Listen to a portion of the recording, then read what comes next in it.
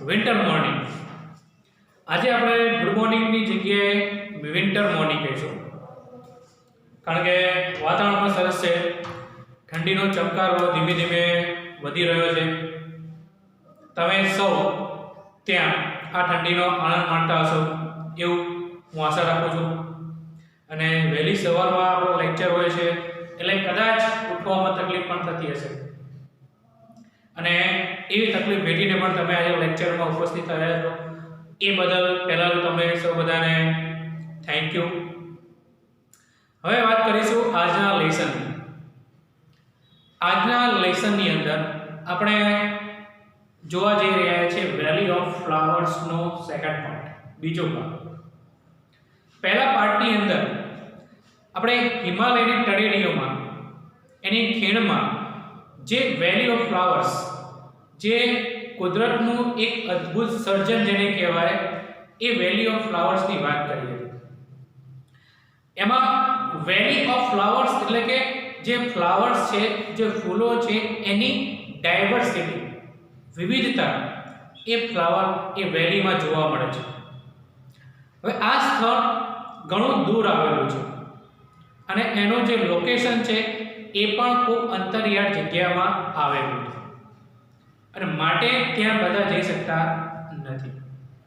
પણ એકવાર જે માઉન્ટેનર છે, એ માઉન્ટેનર આપણે કયા બધાની વાત કરી હતી, બ્રિટિશ માઉન્ટેનર, 3 બ્રિટિશ માઉન્ટેનર પોતાની જે મુસાફરી પૂરી કરીને પાછા ફરતા હતા અને રસ્તામાં એમનો જે પાછા ફરવાનો માર્ગ હતો એ ભૂલી ગયા હતા, ભટકી ગયા હતા.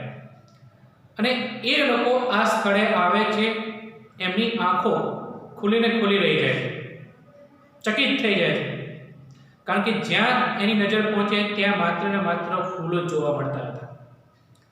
અને એ ફૂલો જોઈ એમને નવાઈ લાગી કે આવું પણ સ્થળ હોય છે, અને એમને આ સ્થળનું નામ વેલી ઓફ ફ્લાવર્સ પાડ્યું. ત્યારબાદ આ સ્થળને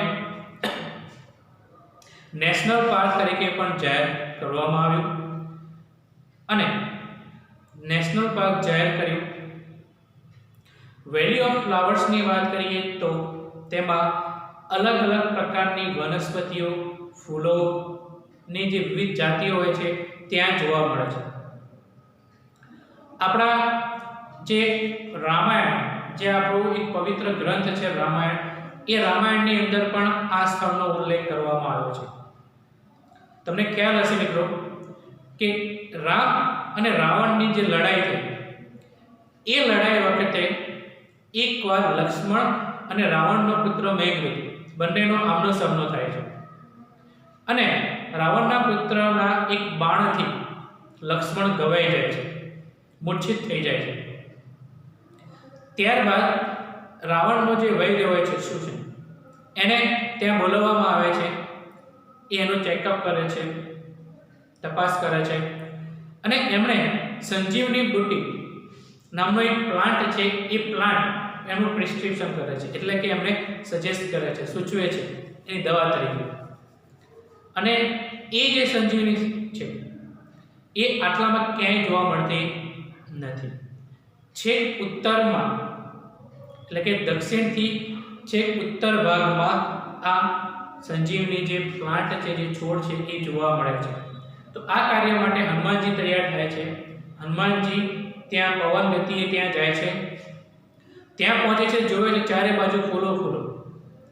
એમાંથી કઈ સંજીવની બુટ્ટી છે, કઈ સંજીવનીનો છોડ છે, એ એમને ખ્યાલ આવતો નથી, અને આખો ને આખો પહાડ ઉચકીને લાવે છે. આવું આપણા હનુમાનજીનું કાર્ય હતું. પછી એ સંજીવની બુટ્ટી એ જે વૈદ્ય હોય છે વૈદ્યને આપે છે, અને વૈદ્ય લક્ષ્મણનો ઉપચાર કરે છે. તો આ ઉલ્લેખ આપણે આપણા મહાકાવ્યમાં પણ જોયો છે. હવે આપણે આ જે પાર્ટ છે વેલી ઓફ ફ્લાવર, એના આગળનો સેક્શન હવે જોઈશું. તો એના માટે પહેલા તો તમારી ટેક્સ્ટ બુક છે, એક ટેક્સ્ટ બુક તમે ઓપન કરો. એમાં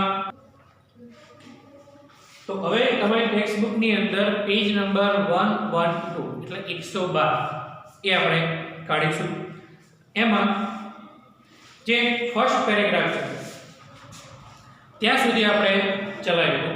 હવે આપણે એનો જે નેક્સ્ટ પાર્ટ છે એ જોવા જઈ રહ્યા છીએ. તો ચાલો મિત્રો, હવે આપણો પાર્ટ 2 યુનિટ 11 નો જે છે એ આપણે સ્ટાર્ટ કરીશું. Nanda Devi and valley of flowers national park is the official name of this site. Official, અધિકૃત. Official નો અર્થ થાય છે અધિકૃત. એટલે કે Nanda Devi and valley of flower national park એ આ સ્થળનું અધિકૃત નામ છે. પહેલા માત્ર એને વેલી ઓફ ફ્લાવર કહેવામાં આવતું, પણ ત્યારબાદ એ નામમાં થોડો વધારો કરવામાં આવ્યો અને એમાં એડ કરવામાં આવ્યું Nanda Devi and valley of flowers national park. It is designated as a center of plant diversity. જો અહીંયા શબ્દ અંડરલાઈન કરજો. ડાયવર્સિટી એટલે વિવિધતા. અહીંયા આપણે એ મીનિંગ પણ લખ્યો છે વિવિધતા. તો ડેઝિગ્નેટ બીજો શબ્દ છે ડેઝિગ્નેટ એટલે કે માન્ય રાખવું, એને ઓળખાવો. તો આ જે સ્થળ છે એને પ્લાન્ટની વિવિધતાનું કેન્દ્ર તરીકે માન્ય રાખ્યું છે. એટલે કે વિવિધતા ભર્યા ફૂલોનું એક સેન્ટર છે, આકર્ષણનું કેન્દ્ર છે, અને એ રીતે તેને ઓળખવામાં પણ આવવાનું છે. The Forest Research Institute in 1992 recorded 600 species of Agnosperm and 30 Pteridophyte in the valley surrounding. તો સ્પીસીસ શબ્દ આપ્યો છે. સ્પીસીસ નો અર્થ થાય છે જાત, પ્રકાર. તો ફોરેસ્ટ રિસર્ચ ઇન્સ્ટિટ્યૂટ એટલે કે જંગલ સંશોધન જે સંસ્થા છે એમણે 1992 ની અંદર 600 પ્રકારના એગ્નોસ્પર્મ એટલે કે જે મોંગોલિયા ફ્લાવર પ્લાન્ટની જાતિ છે એવા ફૂલો છે એની 600 પ્રકારની જાતની નોંધ કરી હતી અને 30 પ્રકારના ટેરિડોફિટ એટલે કે વેલીની આજુબાજુના પરિસરમાં 30 પ્રકારના આ ફૂલોની નોંધ કરી હતી. તો આ એ ફૂલોના નામ છે. The botanist discovered 58 new plants. બોટાનિસ્ટ આગળના લેક્ચરમાં આનો અર્થ આપણે લખ્યો હતો. બોટાનિસ્ટ વનસ્પતિ નિષ્ણાત. જે વનસ્પતિના નિષ્ણાત છે તેમણે 58 પ્રકારના નવા પ્લાન્ટ શોધ્યા. તો વિચાર કરો કે એ સ્થળ કેવું હશે કે જ્યાં આવા ડિફરન્ટ ટાઈપ્સ ઓફ ફ્લાવર્સ, અલગ અલગ પ્રકારના જે ફૂલો છે એ ફૂલો ત્યાં જોવા મળતા હતા. Many of these species are globally threatened. Threatened નો શબ્દ અહીંયા આપ્યો છે ભયગ્રસ્ત. થ્રેટેન્ડ એટલે ભયગ્રસ્ત. ઘણી બધી જાતિઓ ગ્લોબલી વૈશ્વિક રીતે કેવી છે? થ્રેટેન્ડ, ભયગ્રસ્ત છે. તો અમુક પ્લાન્ટ કેવા હોય છે? એક કિલર પ્લાન્ટ પણ હોય છે, ઝેરી પણ હોય છે. તો એવા પણ પ્લાન્ટ અહીંયા વૈશ્વિક રીતે અહીંયા આવેલા છે. સોરી. In 1988 ની અંદર 31 species of rare and endangered category were identified in this park. તો rare એટલે અસાધારણ, અસામાન્ય. endangered નો અર્થ થાય છે જોખમમાં અથવા ભયમાં. એટલે કે જે જાતિ લુપ્ત થવાના આરા પર હોય, પોતાની જાતનો ખતરો હોય, એવો ભયમાં હોય, એટલે કે જોખમમાં હોય એવી પ્રજાતિ જાતિ. તો 1988 ની અંદર 31 જાતના જે અસાધારણ છે અને લુપ્ત થવાની કેટેગરીમાં છે, વર્ગમાં છે, તેવા પણ આ પાર્કમાં શોધાયા. તો અમુક ફ્લાવર એવા હતા કે જે અસાધારણ, રેડ, ભાગ્યે તમને જોવા મળે અને એ લુપ્ત થવાના આરા પર હોય એવા બહુ ઓછા પ્લાન્ટ હોય તો એની ઓળખ પણ 1981 માં કરવામાં આવી અને એવી જાતિ છે 31 પ્રકાર. Local village people are found to use 45 medicinal plant. હવે તેના જે લોકલ રહેવાસીઓ છે, આજુબાજુના જે રહેવાસીઓ હોય એમણે 45 જેટલી ઔષધિ પ્લાન્ટનો ઉપયોગ કરે છે. એટલે કે 45 જેટલા પ્લાન્ટ છે જે ઔષધીય પ્લાન્ટ છે અને એનો શોધી અને એનો ઉપયોગ એ કરે છે. Brahmakamala is the most famous flower for medical use and as a religious offering to the goddesses Nanda Devi and Sunanda Devi. Brahmakamala is the most famous flower for medical use. હવે આ જે medical use એટલે કે ઔષધિ plant છે એમાં એક બ્રહ્મકમલ નામનું પ્લાન્ટ છે કે જે આ મેડિકલ યુઝ માટે સૌથી વધારે ફેમસ છે. એન્ડ એનો બીજો ઉપયોગ છે એઝ અ રિલિજિયસ ઓફરિંગ, એટલે કે ધાર્મિક રીતે જે ગોડેસ છે દેવી નંદા દેવી અને સુનંદા દેવી એ દેવીને એ અર્પણ કરવા માટે પણ વપરાય છે. તો ઔષધિ પ્લાન્ટ તરીકે પણ વપરાય છે અને આ સુનંદા દેવી અને નંદા દેવી જે દેવીઓ છે એને પણ ધાર્મિક કાર્ય માટે એનો ઉપયોગ પણ કરવામાં આવે છે, એને અર્પણ કરવામાં આવે છે. ટુ ઓફર એટલે અર્પણ કરો, રિલિજિયસ ધાર્મિક.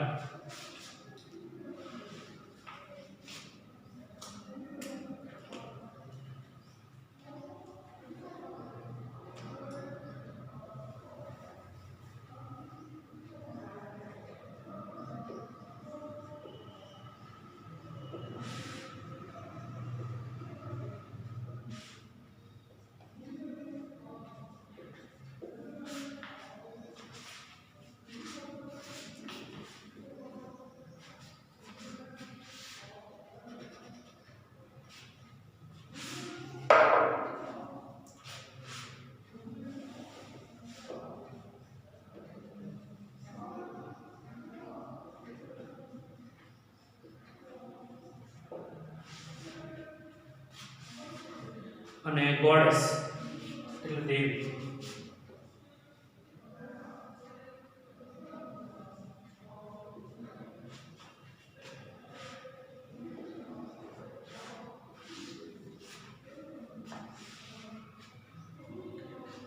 તો બ્રહ્મકમલ એ ઔષધિ પ્લાન્ટ તરીકે ખૂબ જ પ્રખ્યાત છે અને સાથોસાથ સુનંદા દેવી અને નંદા દેવીને પણ અર્પણ કરવામાં આવે છે. The dominant family in the valley of flower is Asteraceae with 62 species. Dominate એટલે કે ના પર પ્રભુત્વ, ના પર પ્રભુત્વ રાખે અને બીજો એટલે જે મુખ્યત્વે નજરે રાખે, નજરે પડવું. એટલે કે જે આપણી આંખે ચોટી જાય મીન્સ કે કોઈ સ્થળે આપણે ગયા હોય અને એવો કોઈ વસ્તુ કે જેનું બધાનું ધ્યાન એના પર હોય પડે, એટલે કે માની લો કે કોઈ પાર્કમાં ગયા, એ પાર્કની અંદર કોઈ સ્ટેચ્યુ એવું છે કે બધાનું ધ્યાનનું કેન્દ્ર એ સ્ટેચ્યુ જ બની ગયું, તો એ આખા પાર્કમાં ડોમિનેટ કરે છે એવું આપણે કહી શકીએ. તો આ નેશનલ પાર્કની અંદર પણ એક ફૂલોની એક સનફ્લાવર ફૂલોની જાત સૂર્યમુખીની એક જાત છે, એવી 62 પ્રકારની જાતો આખી વેલીમાં ડોમિનેટ કરે છે.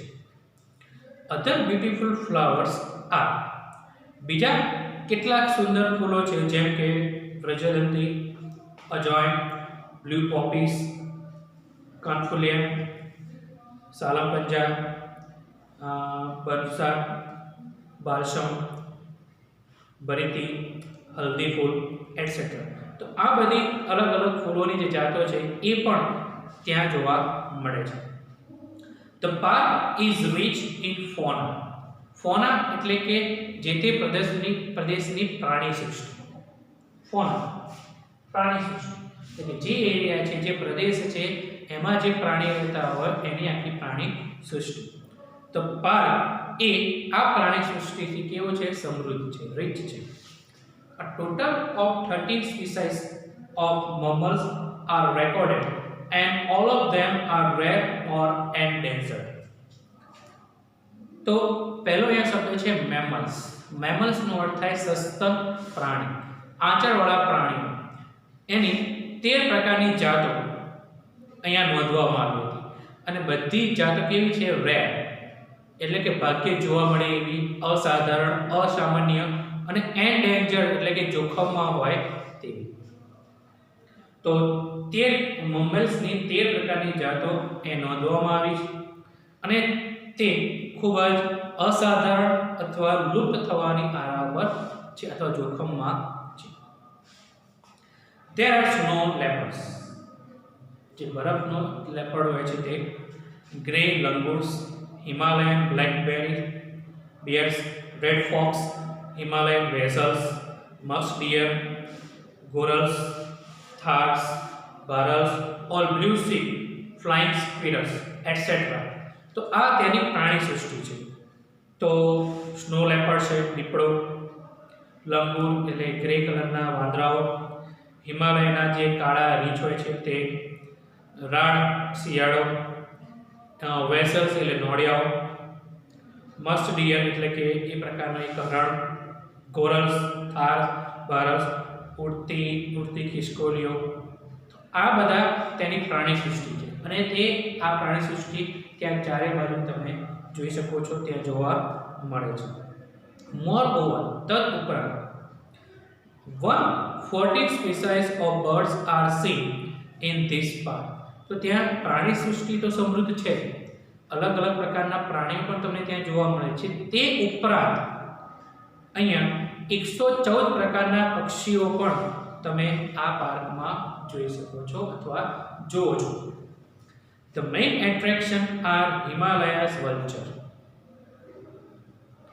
yellow and red-billed cobs,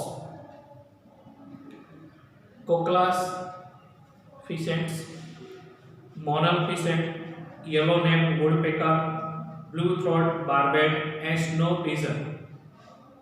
તો આ અલગ અલગ પ્રકારના પક્ષીઓ છે. એમાં વલ્ચર એક મુખ્ય આકર્ષણનું કેન્દ્ર છે.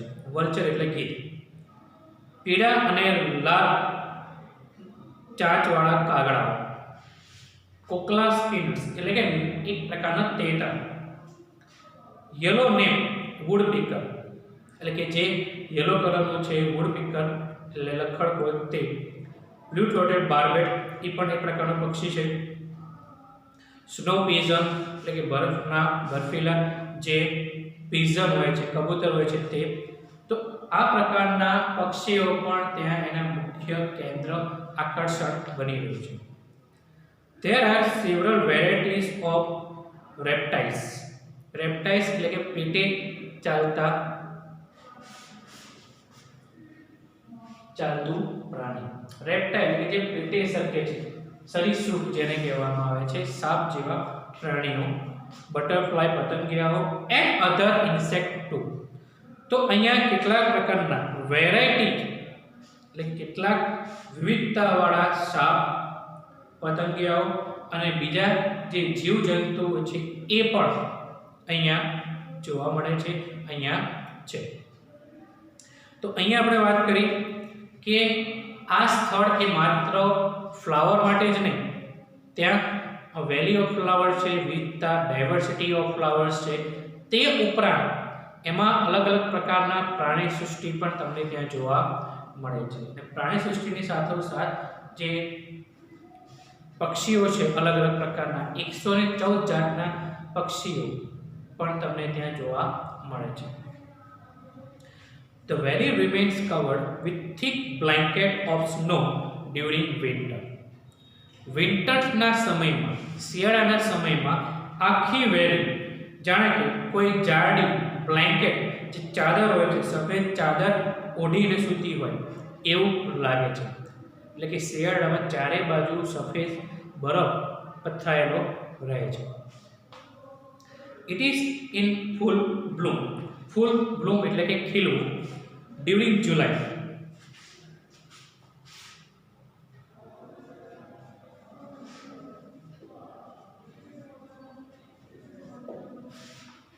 During July, August and September. એટલે કે જુલાઈ, ઓગસ્ટ અને સપ્ટેમ્બર મહિનાની અંદર એ આખો એરિયા પૂરેપૂરો ખીલેલો હોય છે. This is the best time to explore. Explore એટલે કે ચારે બાજુ ફરીને નિરીક્ષણ કરો, એને નિહાળવું, શોધવું, સંશોધન કરવું. Splendor of this મેગ્નિફિસન્ટ place. Splendor એટલે કે વૈભવ અને મેગ્નિફિસન્ટ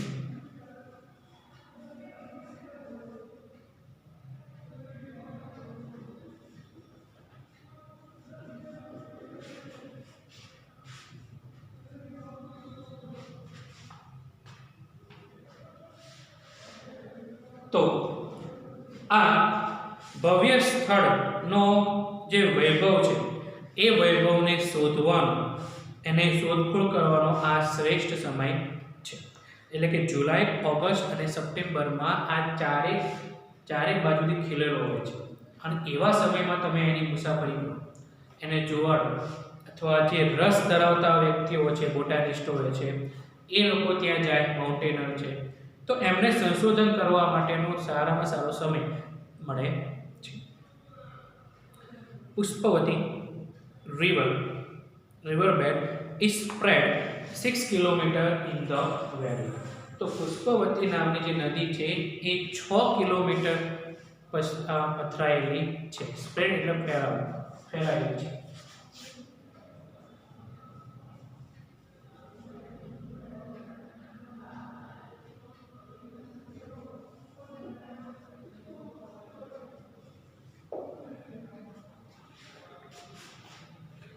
તો 6 કિલોમીટરના દાયરામાં આ નદી ફેલાયેલી છે. And its water bifurcates the valley into 2 parts. Bifurcate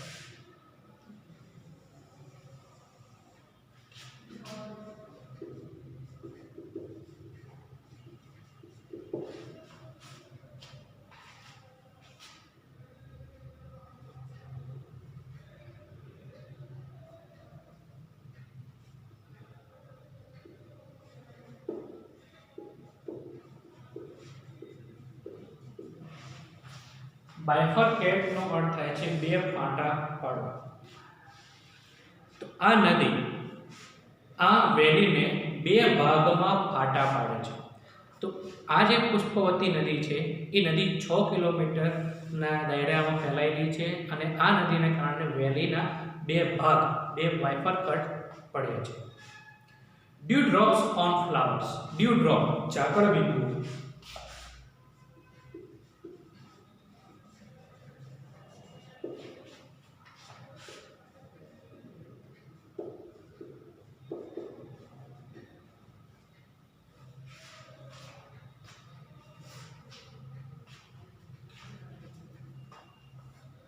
તો ડ્યુ ડ્રોપ્સનો અર્થ થાય છે ઝાકળ બિંદુઓ.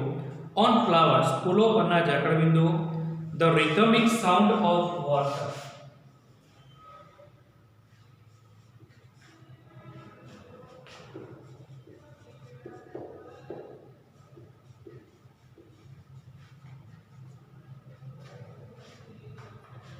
રિધમિક સાઉન્ડ ઓફ વોટર પાણીનો લયબદ્ધ અવાજ.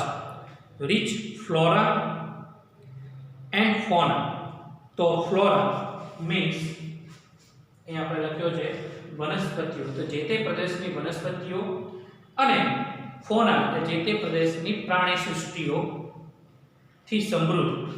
And delighted bridge of cool air. તો બ્રીજ એટલે પવનની લહેર.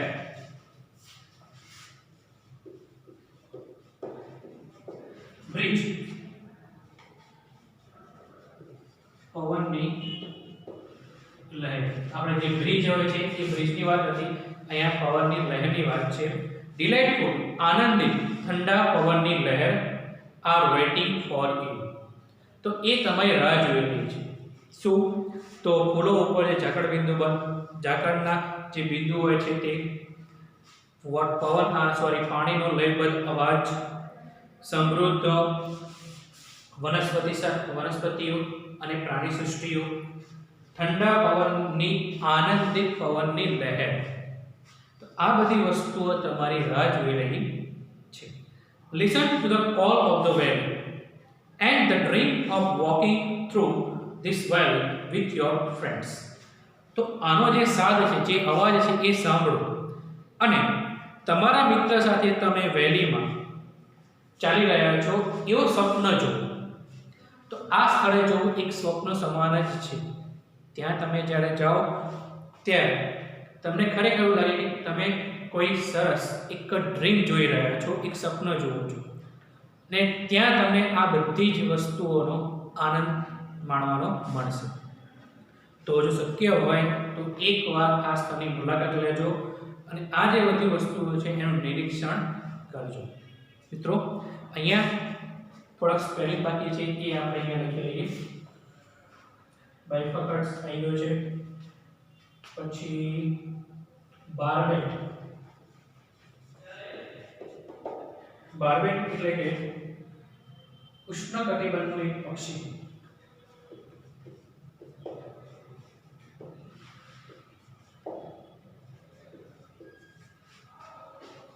ત્યારબાદ